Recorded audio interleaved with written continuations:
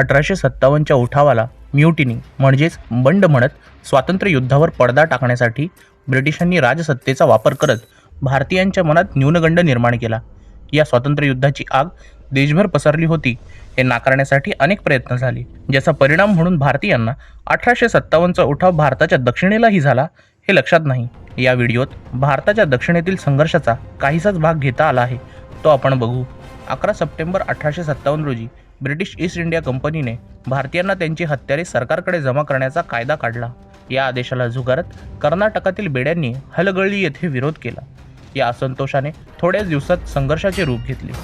संघर्षाअंती ब्रिटिशांनी 290 बेड्यांना बंदी केले. पुढे 1857च्या डिसेंबर महिन्यात बेड्यांच्या 19 नेत्यांना मोधोळच्या भर बाजारात फासावर चढवले.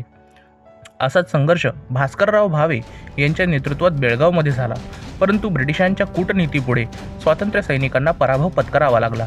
भास्करराव भावे साखळदंडात जखडले गेले.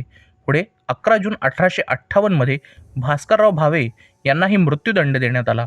1857च्या स्वातंत्र्य युद्धात तात्या टोपे यांच्यासोबत राहून धारवाडच्या मुंदरगी भीमराव यांनीही संघर्ष केला. ब्रिटिशांशी लढता लढता त्यांना हौतात्म्य आले.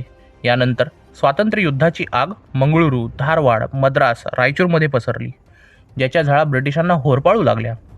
अपुरी संघटित शक्ती आणि अनुशासनाच्या कमतरतेमुळे स्वातंत्र्य योद्ध्यांना यश गवसले नाही.